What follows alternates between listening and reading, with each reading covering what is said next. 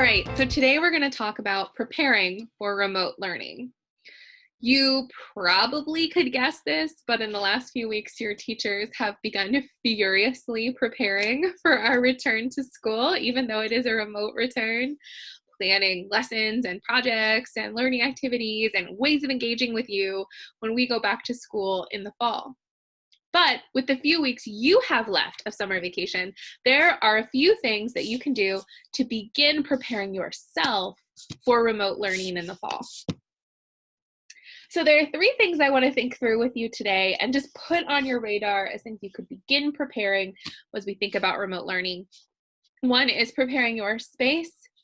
Two is preparing your mind. And three is preparing your social network. So first, let's think about preparing our space. This can be a little intimidating.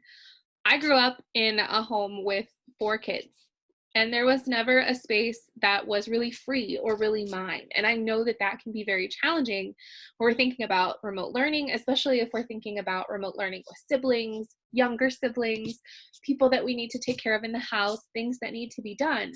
It can be very challenging to do. And I don't mean to trivialize that.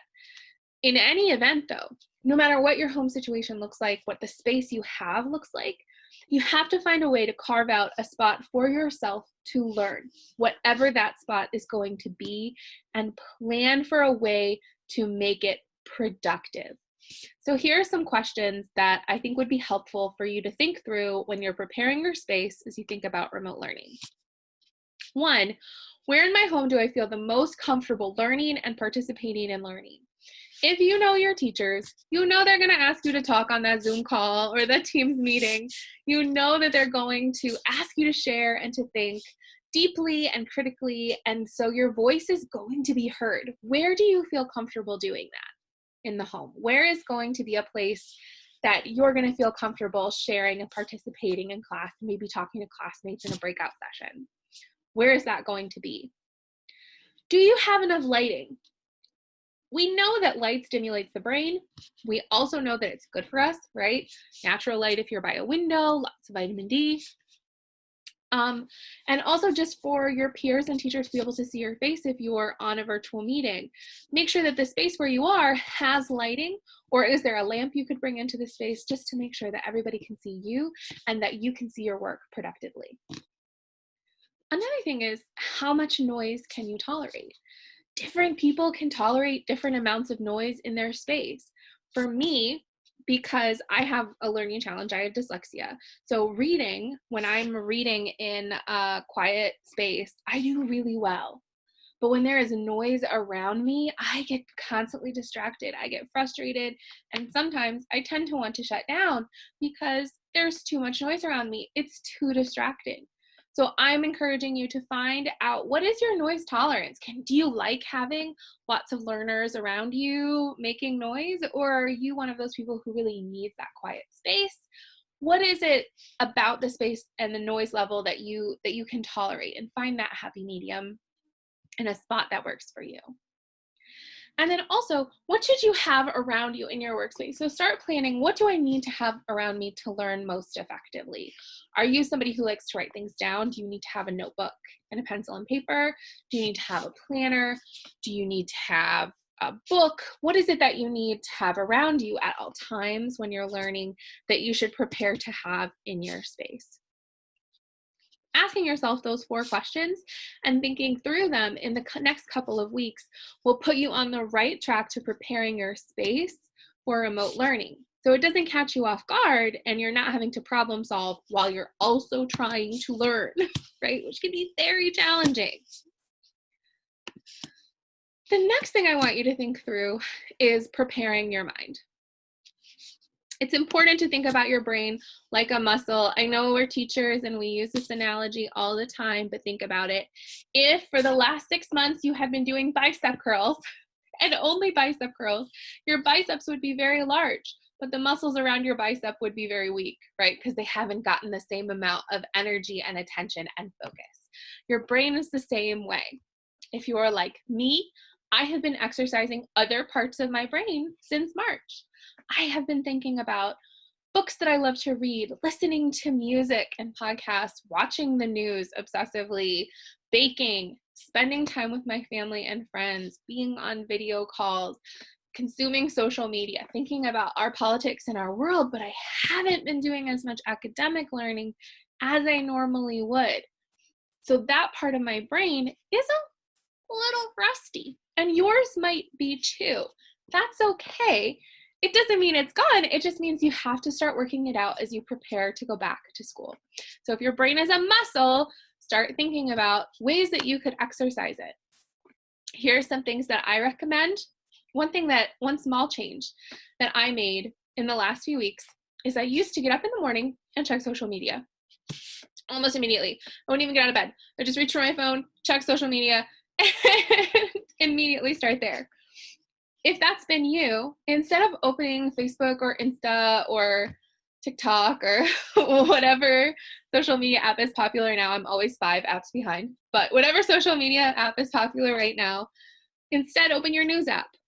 Find an article about something that interests you, something about science or history or religion or the world that you find intellectually engaging. And give yourself permission to read that article and spend some time thinking through the topic that you're reading about. It might take you a couple articles to find one that you're actually interested in, but instead of reading short snippets of text and engaging with your friends first thing in the morning, think about how you could change that to just reading an article. Reading a New York Times editorial, reading something from a trusted, reliable source that gets your brain thinking about an academic topic, but it's still very informal. It's just a nice way to exercise that muscle. Next, think about doing some academic writing. I know it's been a minute for some of us who haven't been doing a whole lot of academic writing. You've all been engaging in all kinds of other literacies. I am positive that there are songs, that there are plays, that there are stories that have been written during this time. But in a few weeks, you're going to be asked to break out those analytical writing skills, answering things like text-based questions or extended response or free response questions. They're going to ask you to write in the way that teachers have expected you to write for the last several years. So consider working that back into your routine. Maybe while you're binging a show on Netflix, write a review of it. Think about, what question would my teacher ask me about this show? And try to answer it. Try to cite some textual evidence, and think through that process. If you haven't in a while, it can be really great to move that part of your brain again. And then finally, this is my favorite one. If you really, really haven't during COVID and during this time gotten a chance to read either online or from the library a book for fun, I highly recommend that you do that. If you are looking for one, recently I finished reading Patron Saints of Nothing by Randy Rebay, and I highly recommend giving it a read. It is very, very interesting and very engaging and very exciting. So now that we've thought through preparing our space and preparing our mind, I'm going to encourage you to prepare your social network. So what does that mean? It means I want you to use your friends and family to help you be successful, right? First piece of advice, reduce your screen time slowly. If you have an iPhone, it will tell you how much screen time you put in on the average week. Take a look at that. It might be pretty high. One week in June, my average was somewhere between 8 and 10 hours of screen time. That's a lot of screen time, at least for me. Everybody can tolerate a different amount.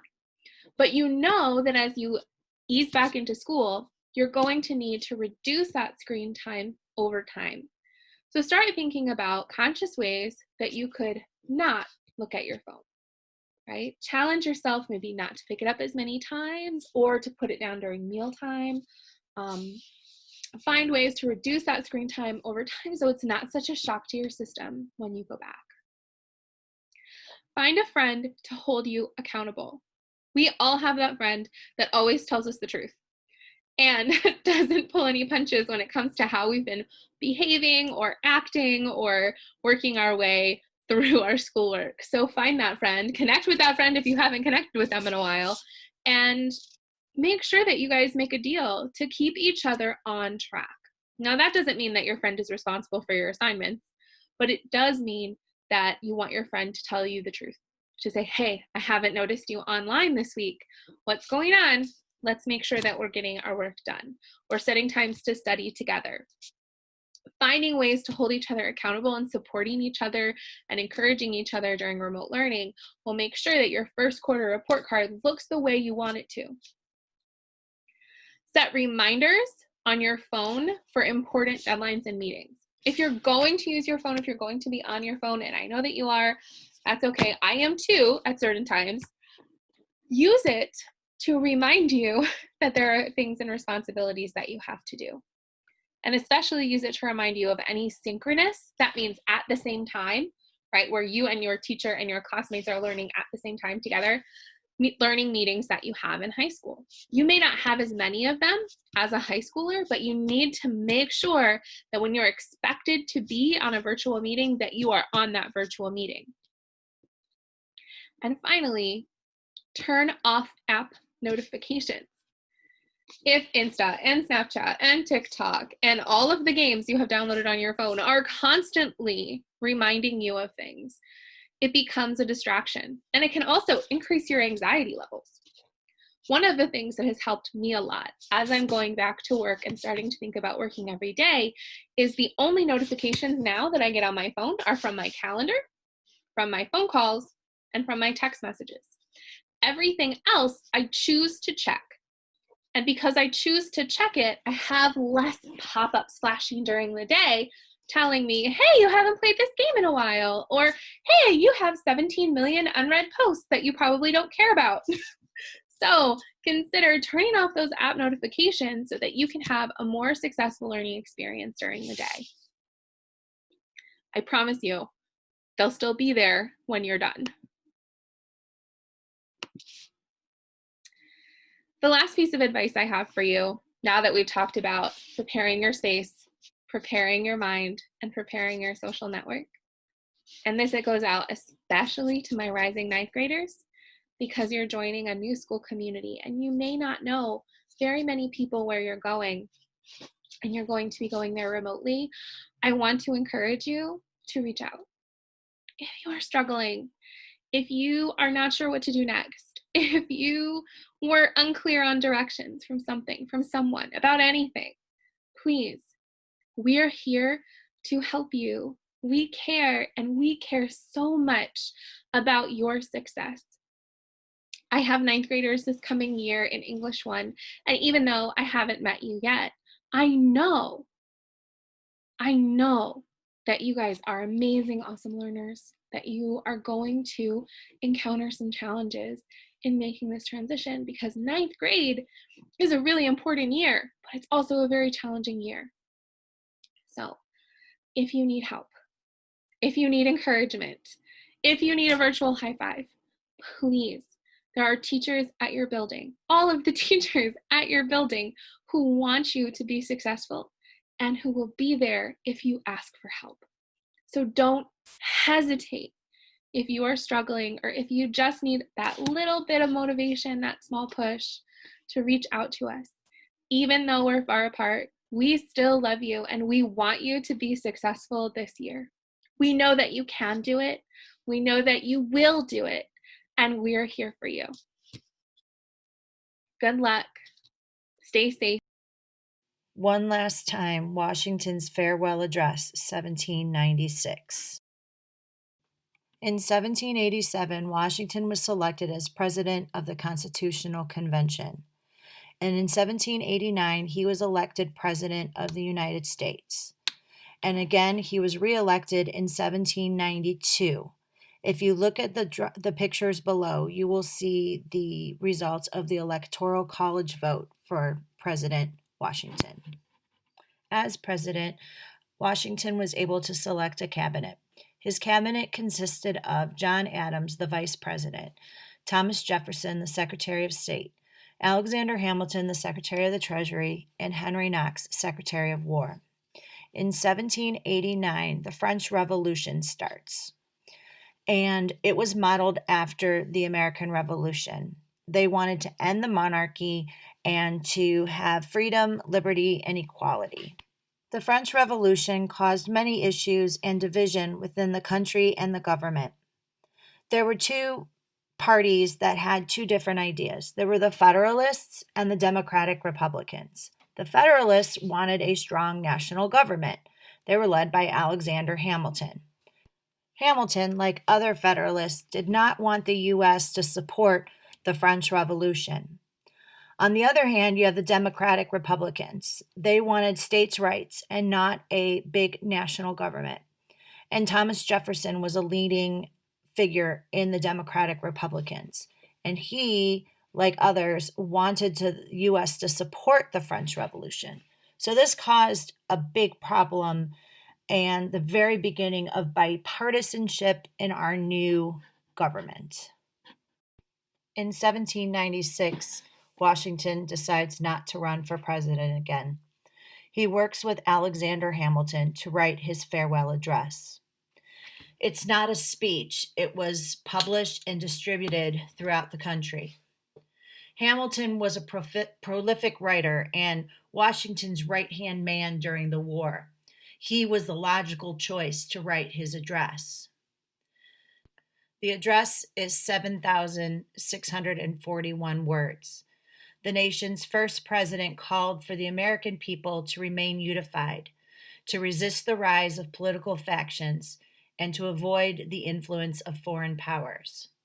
Now, Washington was not bound by a two-term limit. The two-term limit was established in 1951 by the 22nd Amendment to the Constitution. The presidents from Washington all the way up until FDR, Franklin Roosevelt, had all served 2 terms or less. But Washington feared that if he died in office, that it would establish a precedent that the presidency was a lifetime appointment. Instead, he stepped aside to make way for a successor, providing to future generations and his contemporary critics his commitment to democracy rather than power. Throughout the Constitutional Convention and the time that followed, Washington was very adamant that he did not want to become like the King of England. He did not want to become a monarch. He did not want to become an absolute ruler. He wanted to make sure that this idea of democracy and the people's voices would be heard. And that is why he decided after the second term that he was going to not seek a third term. Now we're going to start to break down the document. Now, like I said, it is over 7,000 words, so we're not going word for word, but I'm going to take a couple of sections at the very beginning of the document to get you to understand what the wording was and what it meant. So you'll see here there's 3 different colors, and the explanation is on the right with the corresponding color. So, friends and fellow citizens, the period for a new election of a citizen to administer the executive government of the United States being not far distant, and the time actually arrived. Okay, so at the time that the address was written in 1796, the government was preparing for a new election for the presidential position. Washington was nearing the end of his second term, which meant it would be time for a new election for the president position. So now I'll go back to the document, and we're going to go with the green. When your thoughts must be employed in designating the person who is to be clothed with that important trust. Okay, so what does that mean? The right of the United States people to vote and elect their leadership was granted through the Constitution and through state law. Since the Constitution did not define who was eligible to vote, the states themselves were eligible to decide who could vote in elections. Unfortunately, states excluded women and people of color from this right. Due to this fact, when Washington addressed the citizens who are designated to select the next person to be clothed with that important trust. The statement only applies to property owning or tax paying white males, as they were the only eligible voting body at the time. Now, women and people of color were given the right to vote with the 13th, 14th, and 15th Amendment after the Civil War, and the 19th Amendment for women in the early 20th century. The last part of this opening paragraph of the document, it appears to me proper, especially as it may conduce to a more distinct expression of the public voice, that I should now apprise you of the resolution I have formed, to decline being considered among the number of those out of whom a choice is to be made. Okay, so that means due to the burdens of the presidency and attacks of political foes, an increased desire to retire to a simpler lifestyle. Keep in mind, he had been in office or service to his country for about 45 years. Washington had decided not to seek a third term. And he started working on his political testament to the nation in the form of his farewell address. In this first paragraph, Washington is setting the stage for the rationale behind his decision to refrain from the third term. So this information is taken from the Independence Hall Association and Washington's farewell address. So again, Washington, if you think of this as like an essay, this is part of that introductory paragraph where he is going to be explaining what this whole document is going to be about and his reasoning for not running for president again. Okay, so now we're going to start to transition because I'm not going to break down that whole document. And we're going to go to the musical Hamilton. In the musical, there is a song called One Last Time. This song tells the story of Hamilton writing George Washington's farewell address, his famous last statement of political thoughts published upon his decision to step down for the presidential office. And here is a quote from Lin-Manuel Miranda, who is the creator of this musical. And he said, "We use the text of Washington's actual address. It starts spoken and then Washington begins singing. It's a straight grab of the Yes We Can video where they sing the speech under it. That's where we learned the technique. And so in that particular song, we owe a very special debt, very specific debt, and really more to Will I Am, who wrote the song, than Obama, but to Obama. It was originally the second half of One Last Ride, which started with Washington and Hamilton rode out to quell the Whiskey Rebellion in western Pennsylvania, which is referred to in Cabinet Battle Number 1. So originally, when Miranda wrote this, there was a song called One Last Ride in which they were going to deal with the Whiskey Rebellion, but they cut that out. On the right, you'll see here some tweets. Miranda noted on Twitter that he cut this song down and changed the name for various reasons. So a viewer asks, did you change One Last Ride to One Last Time because you cut the Whiskey Rebellion, or for better lyrical flow, or option 3? Well, Lin-Manuel Miranda responds, all of these things. Washington's most radical act and lasting legacy was stepping down.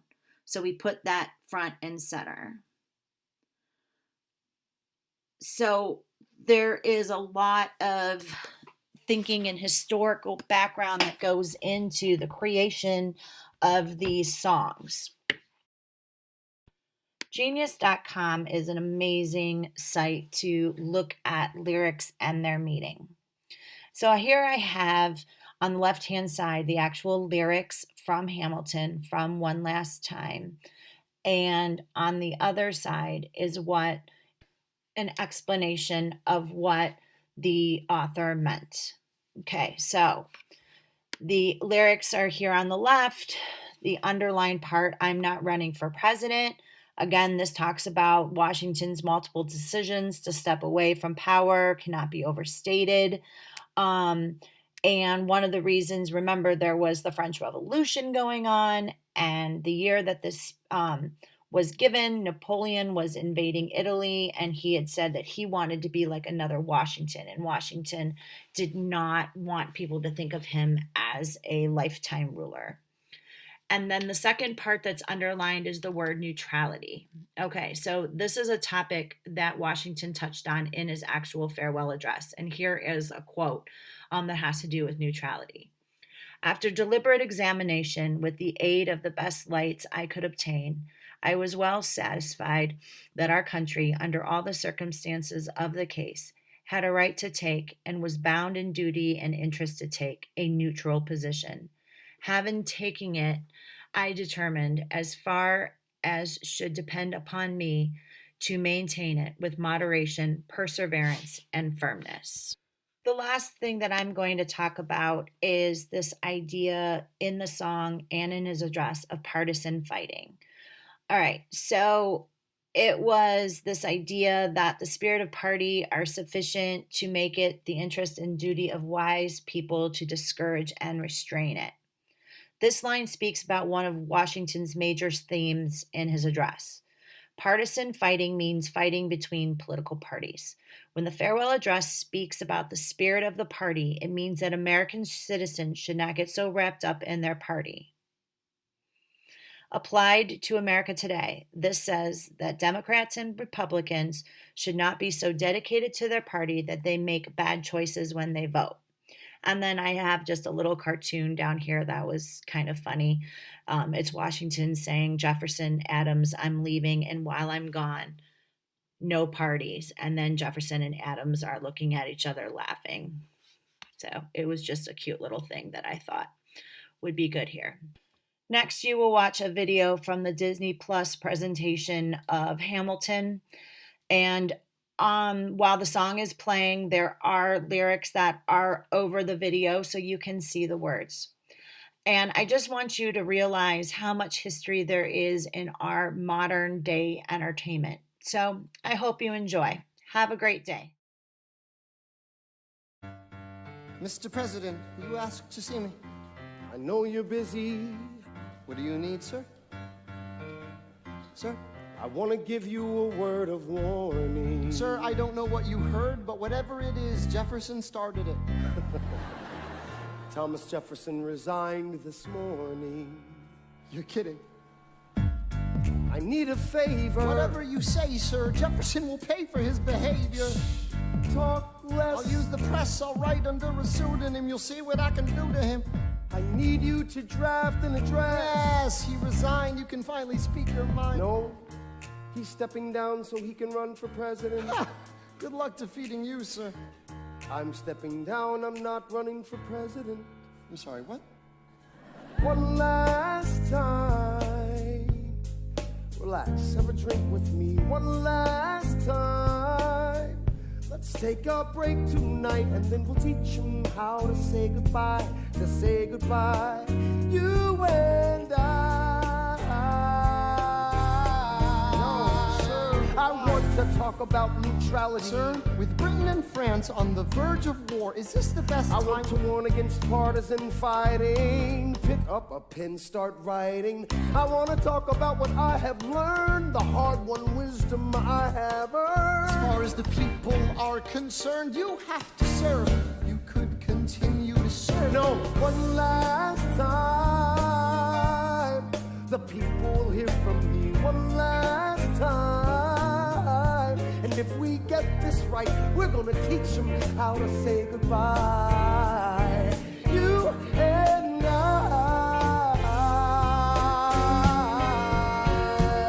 Mr. President, they will say you're weak. No, they will see we're strong. Your position is so unique. So I'll use it to move them along. Why do you have to say goodbye? If I say goodbye, the nation learns to move on.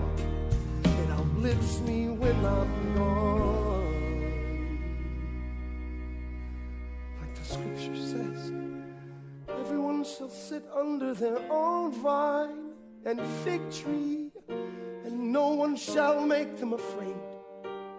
they'll be safe in the nation we've made. I want to sit under my own vine and fig tree, a moment alone in the shade, at home in this nation we've made. One last time, one last time.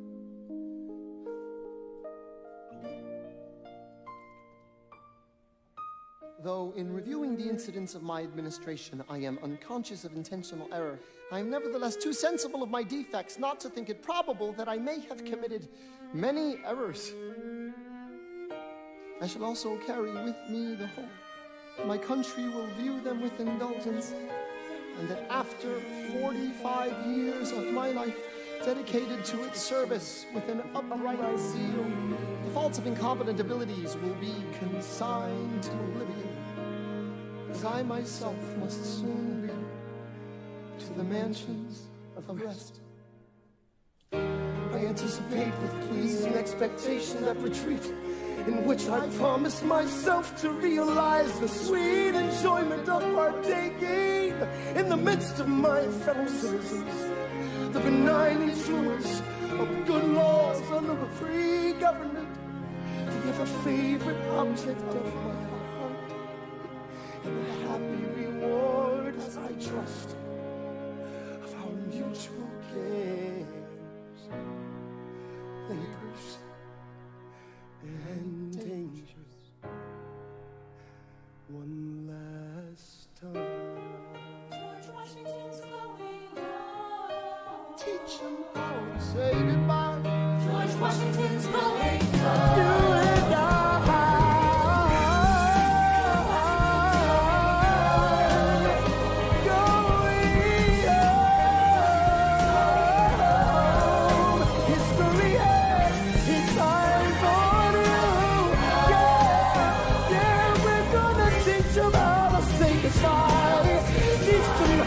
Say goodbye, say goodbye, say goodbye one last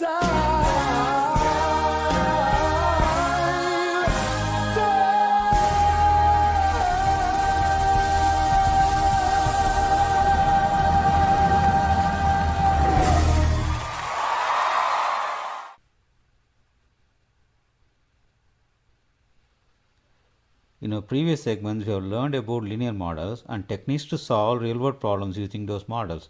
Today, we are going to start looking at quadratic models. Let us start with a real-world scenario. Represent the scenarios using an algebraic model, which is a function or equation. Simon wants to enclose a rectangular corral next to the barn. The side of the barn will form one side of the corral. The other three sides will be fencing. If Simon purchased 64 feet of fencing, write down an algebraic model to represent the area of the rectangular corral.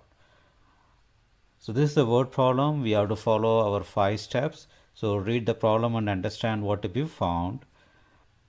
Collect all the given information. Form a strategy to represent the problem and solve the problem, execute the problem, and check the answer and conclude the answer. So we already read the problem. So what we have to find? We have to write an algebraic model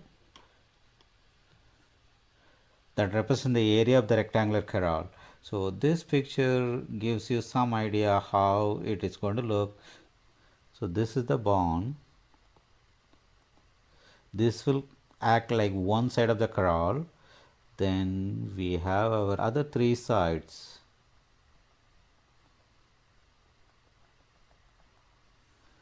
So I'm going to call this is the width and this is the length.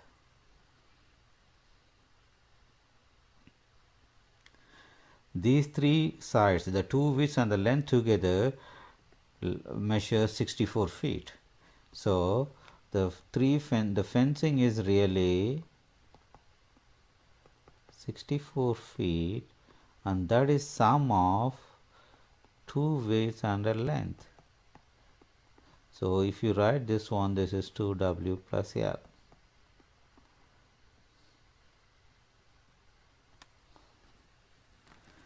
Just for simplicity, because we have two variables, so I'm going to change them into one. So this is how I do. Let the width be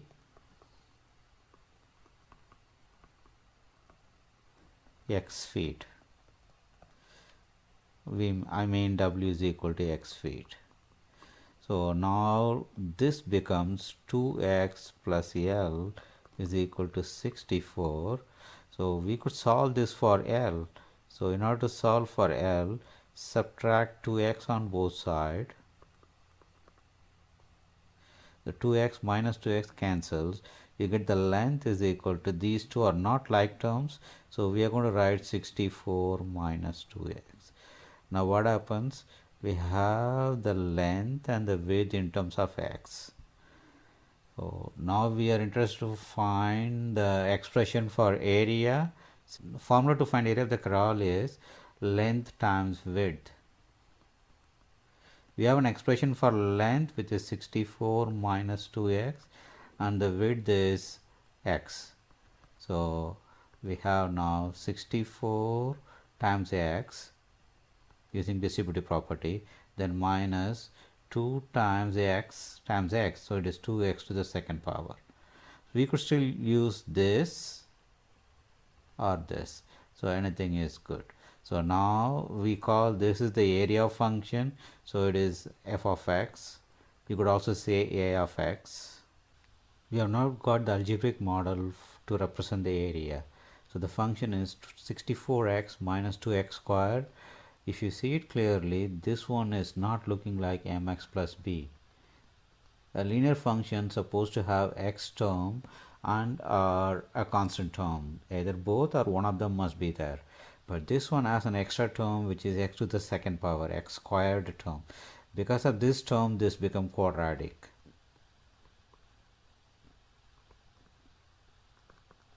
So a quadratic function or equation must have the x to the second power term. It may have x term and a constant term, but it should not have any higher powers of x, like x to the third power, x to the fourth power, and so on. So as of now, this is good about quadratic. We will see more details in our next segment. Right now, this question is just asking what is the algebraic model. So the real problem is on the next slide. Suppose Simon wishes to enclose an area at least 440 square feet so that he has enough space for his pets. Help Simon to figure out the dimension of his rectangular corral. So we want to know what should be the width and what should be the length, so that his area of the corral is 440 square feet. So we already have the expression. This is x and this one is 64 minus 2x, and the area is f of x is equal to 64x minus 2x square, the product of these two we just did in the previous slide. So now we want to make this one is at least 440, so we are going to make this as 440. That's our second function. So the equation is, we want 64x minus 2x square should be equal to 440. So now we are going to use our graphing utility to solve it. Remember, we devised a method, 8 steps, to solve any equation. Let us see that again. So if the equation is f of x is equal to jx, we go into the equation editor. First equation is f of x, the left hand side. Second equation is right hand side, y2. Then we hit the graph. We need to see the intersection by adjusting the zoom or window size. Once if we don't see any intersection, we say no solution. If the equation coincide, we say many solution. When we see the intersection, we try to find each of the intersection. So by pressing second trace to start the calculate menu, hit number 5 to activate intersection, then hit the enter button 3 times, and before you hit the third intersection, make sure you use the cursor to closer to the intersection that you are interested to find. Then after you find the intersection, x coordinate is the real solution, the y coordinate is the equal value of the two expression we had in our equation. So let us go ahead and do it. So we have the equation here. The left hand side is 64x minus 2x squared, the right hand side is 440.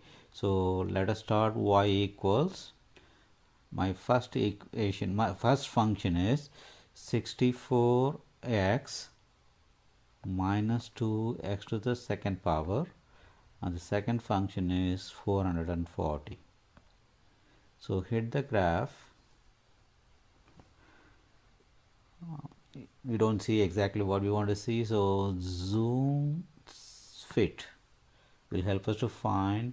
Still we want to, okay, we don't see the intersection. We see one of them is blue, the other one is red, so we want to see this area, so basically positive side. So let us go to the window.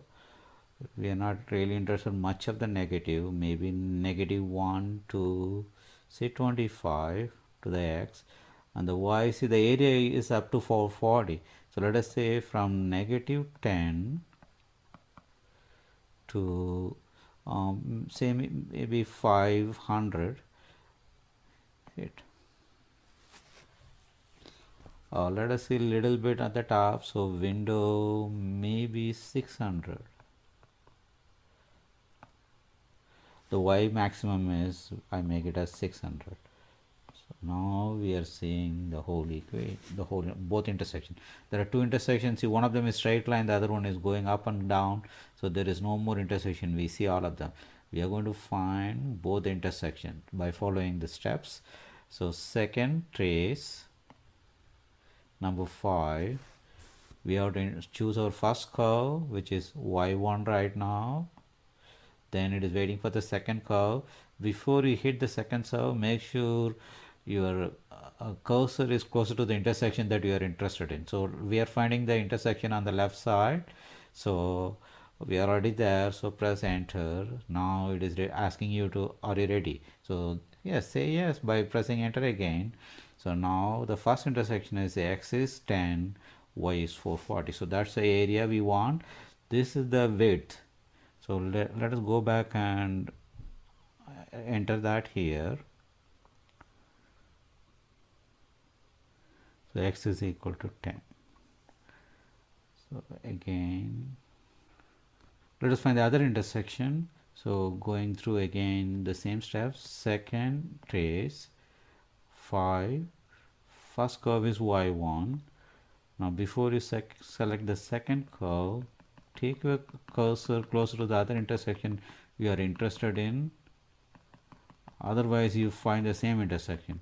So now we are closer to the right side of the intersection. So press enter. That's the second curve. Now guess again. So now it is 22. Let us go back here. So the second intersection is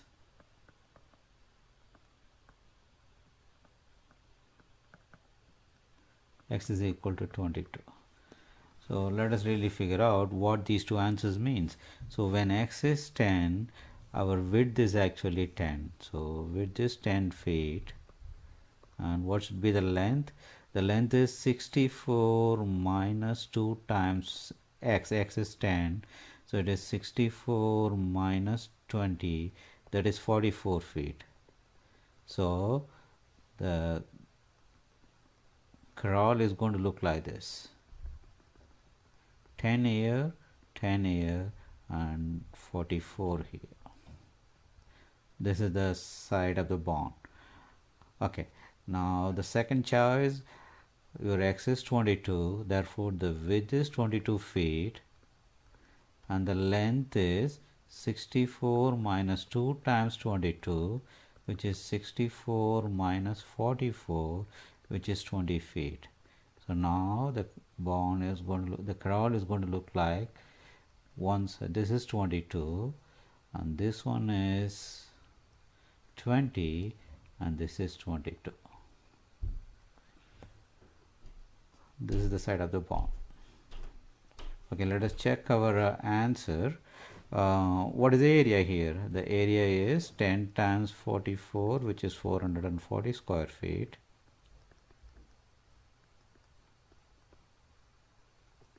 And here also the area is 22 times 20, which is also 440 square feet.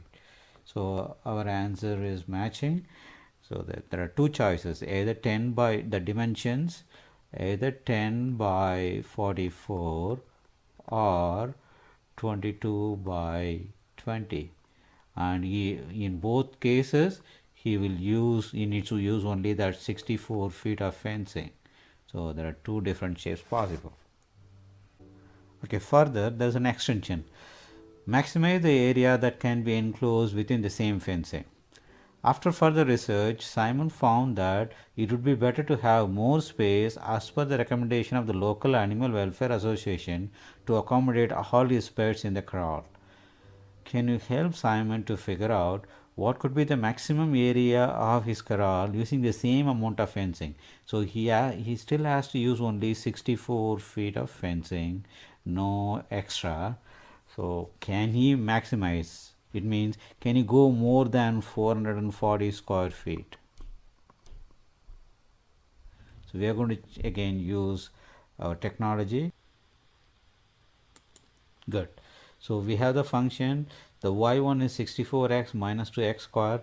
This represents the area of the corral. The second function as at here 440, this is the area we wanted to enclose. Now we want to maximize this area. Let's go back to the graph and see. So the red line is 440, the blue is the area that represents the area. So now suppose let us take a trace. When x is 12, the area is 480. Look at the cursor is here. That's above the red line here.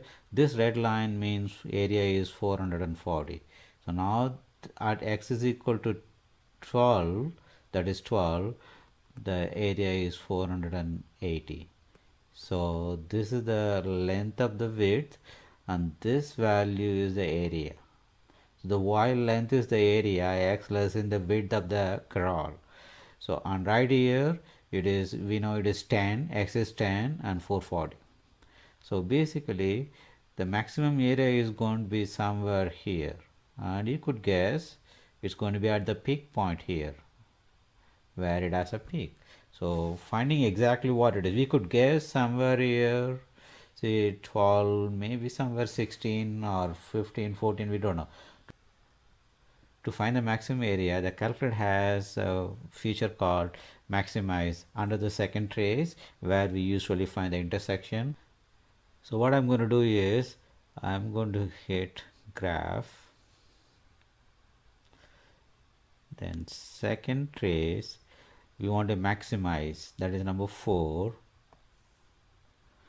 So we want to, so make sure that you are on the blue one, which is the quadratic graph, and the maximum is somewhere here. So now it's asking the left bound, so go very close, as much as approximately closer to the peak, press enter. Now it's looking for right bound, so take your cursor to the other side of the peak, what you guessed, press enter. Now the peak is somewhere here. It is, we already said our left and right bound, so press enter. So now when the maximum area would be when x is 15.999 and the maximum area is 512. So it should be 16. We see this is very close. And if you want to make it confirm, let us go back to the table. Let us go to the table and make it sure. So when x is, we had what, 16. So when x is 16, the area is 512. So it's not really 15.99, it's exactly 16. So we found that the maximum area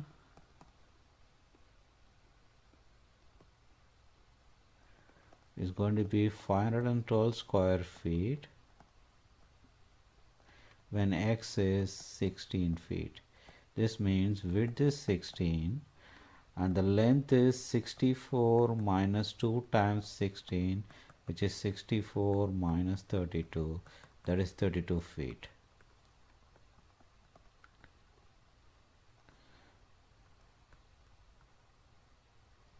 So let us verify if the area is 512.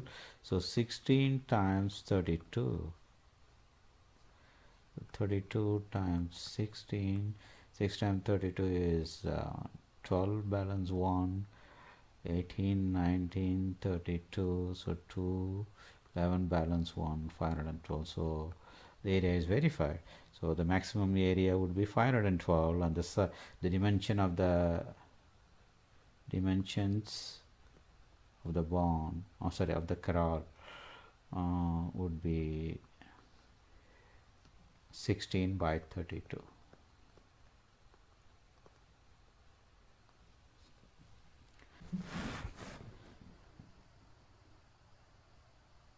We now solve the problem using calculator.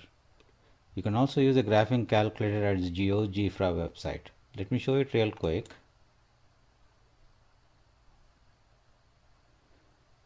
So when you come in here to start the graphing calculator, click here and choose your graphing calculator.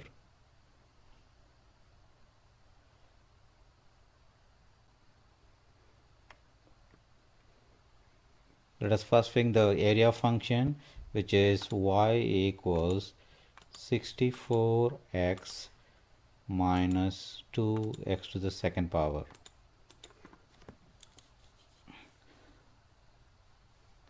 Hit enter. You don't see the graph exactly, so to set the window, press the settings and zoom fit. Now you see the graph. Now the second function is, see, we wanted to have the area to be y equals 440. If you remember, that's what we had in the beginning. Now you see the intersections. You could find these coordinates 1040, 2240, and the maximum is right here when it is 16. So 16,512. So this is another cool thing you could do if you don't have a graphing calculator. A practice question as usual. So this question says, suppose Simon wants to construct a concrete path around his corral with uniform width whose area is just half of the area of the corral itself, which means half of 512, you want to have that to be 256. So what should be the width of the corral? Use the maximum area, that is 512, he wants to cover using the fence available. You have to set up a function and use the graphing utility, then you could find what should be the width. So this is for practice. Try it out and reach me out if you have any questions.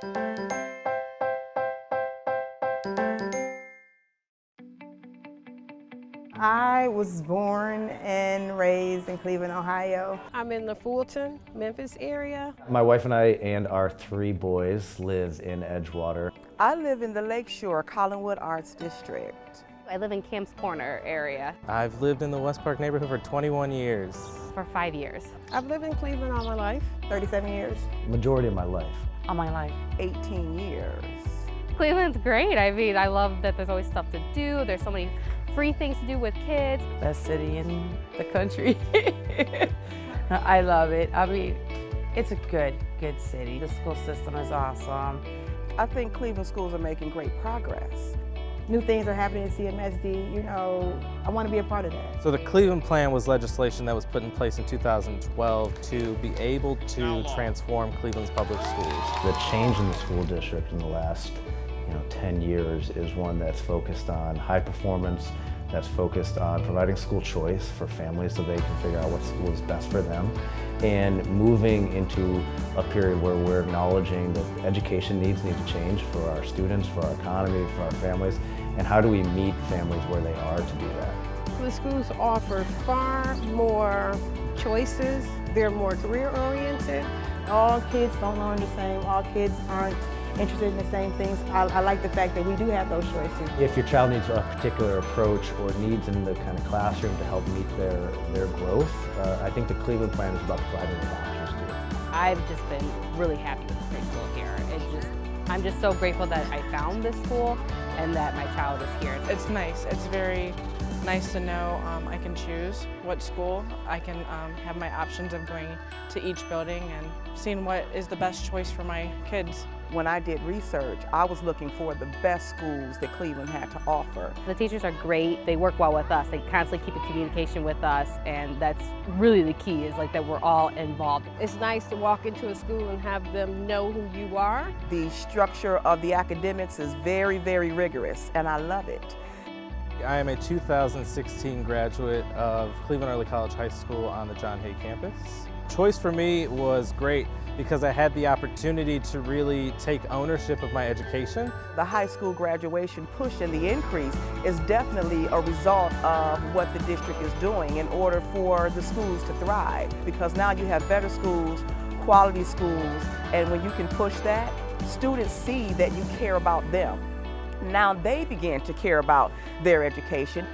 We stand with 117 private colleges that are going to offer every student in the public school system of Cleveland, Ohio, free college tuition. Say Yes to Education is an initiative in our city which offers wraparound support services to students and their families so that students can be most successful in their K-12 education. Probably the biggest headline of Say Yes is that it's going to offer last dollar tuition scholarships to students to any public 2- or 4-year institution, as well as accredited Pell-eligible career and technical trainings. Families at this point have no choice to say that, oh, my child, I can't afford college, or I'm not going to send my child to college, because that opportunity is there. The barriers, the social, economic, demographic, all of the things that especially a lot of urban kids have to endure, which prevents a lot of them from prospering, are definitely minimized. It's amazing.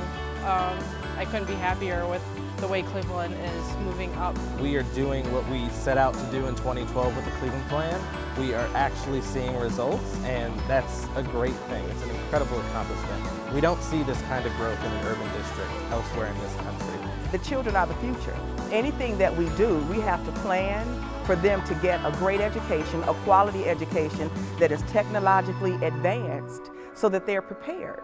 And with that preparation, you can't stop us. Cannot stop us. So look out every other city, because Cleveland is on their way.